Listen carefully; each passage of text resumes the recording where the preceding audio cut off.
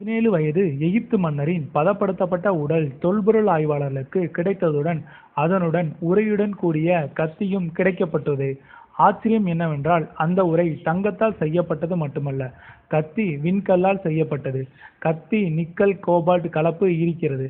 பூமியில் விழுந்த விண்கல்லில் இருந்து செய்யப்பட்டுள்ளது என்றாலும் பல ஆய்வாளர்கள் நிக்கல் கோபால்ட் கலப்பது அக்காலத்தில் சாத்தியமில்லை என்று கூறுகின்றனர். மேலும் இது ஏலியன்ஸ் கொடுத்த பரிசாக இருக்கலாம் என்றும் கருதுகின்றனர். மேலும் 2 முடிவுகளை அவர்கள் எடுத்துரைக்கின்றனர்.